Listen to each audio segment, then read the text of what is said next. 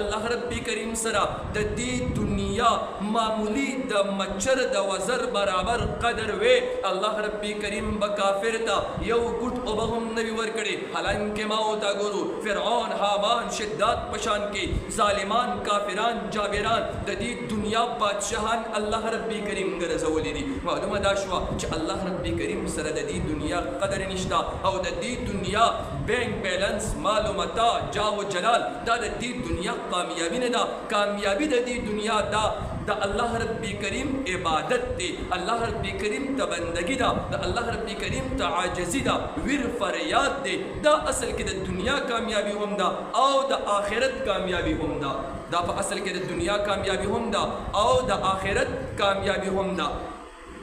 دا قاسم نانوتی رحمه الله لیکي چې شداد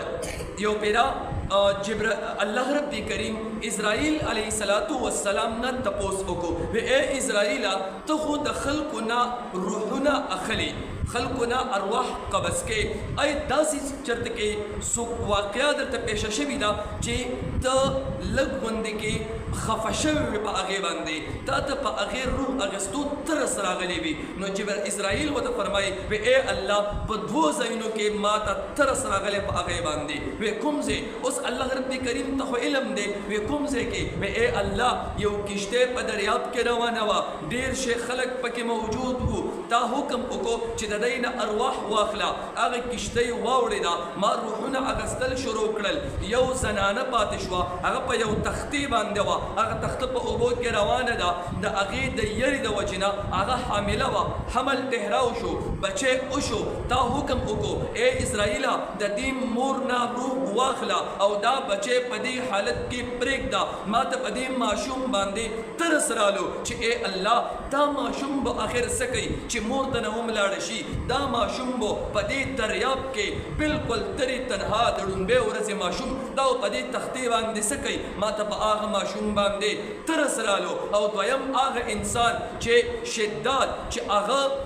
ځان ته یو جنت جوړ کړی وو واقعیا داسې وه چې دا ډېر زیات هوښیار وو چې کله د جنت ځان ته جوړ کو نو د جنت کې چې قدم ایښودو نو الله رب کریم د اسرائیل ته حکم وکړو چې د ده نه روح واخله وی ای الله دغې شداد بنده باندې زما ترس راغلی وو چې دومره په محنت سره دومره په مشقت سره د ځان ته په دنیا کې جنت جوړ کو خو چې کله دا قدم جنت کې ایږدي د خپل جنت د تلو کتو دپاره دا ځي نو دا حکم وکړو چې روح تر نه واخله نو په ده باندې زما ترس رالو الله رب کریم فرمایي وی ای اسرائیله دا دوه کسان نه دا دواړه یو کس دی دا هغه ماشوم دی چې کله په تختې باندې پاتې شو دا ما د دریاب غاړې ته راوستو په دریاب غاړه باندې یو دوبي لګېدلی دی هغه کپړې وینځي دا دریاب دا تخته راله دوبي د تختې نه دا زنانه هم راوچته کا دا ماشوم یې هم راوچت کو زنانه خو مړه وه هغه یې دفن کا دا ماشوم یې کور ته بوتلو د ده اولاد نه و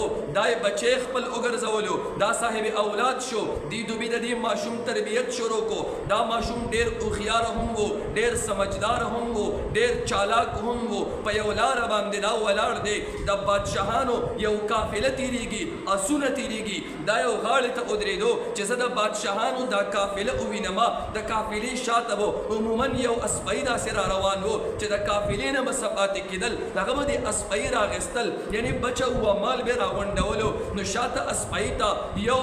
سرما یعنی رانجه ورته میلاو شو نو هغه په سترګو کې د اچولو کوشش کولو بل ملګري ورته ووې دا رانجه په سترګو کې مه اچوه داسې نه وي دا رانجه زهریله نه وي تاله نقصان در نه کړي آیا دا رانجه اول ټیسټ کول غواړي دا تجربه کول غواړي چې په یو بل چا باندې تجربه کو نو هغې نه پس ته به استعمال کو اتفاق ته ګوره همدغه شداد دا ماشوم میلاو شو دا یې راونیولو ده ته ووې وی بچې دا داسې رانجه دي چې دا کله ته په سترګو کې واچې نو تاله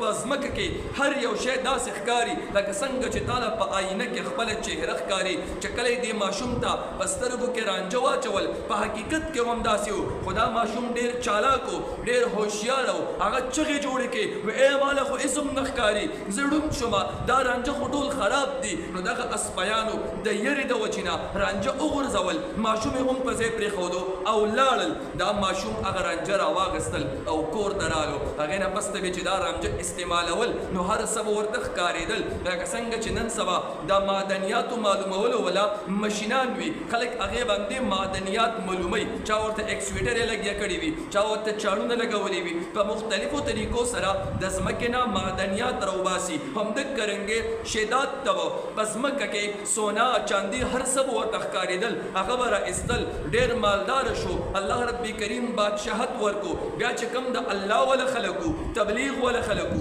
هغه به دا شدت سمجھولو چې ګوره اصل کامیابی دا آخرت ولا کامیابی دا دنیا بینک بیلنس عارضی دی او تعالی دا بینک بیلنس دنیا مال دولت بادشاہت دا اللہ در کړی دی لہذا دا اللہ رب کریم عبادت کوا دا اللہ رب کریم بندگی کوا دا اللہ رب کریم احکامات منا تعالی با اللہ رب کریم د دې په بدل کې جنت درکې د شداد به ورته وي تاسو کمکل یې تاسو بیوقوفان یې تاسو مال د جنت خبره کوئ زه جنت ځان ته په دنیا کې جوړ کم دا د خلکو نه تپوس کولو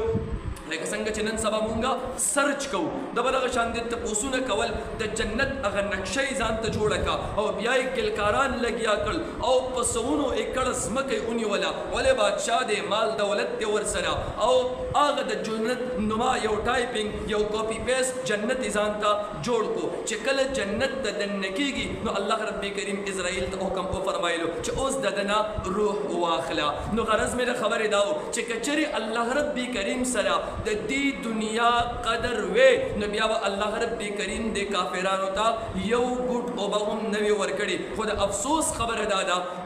خبره دا چې باوجود د هغې نه ما ورته د دنیا داسې مجنونان او لیونیان ګرځېدلي یو چې ما ورته د الله رب کریم د یاد نه هم غافله کړي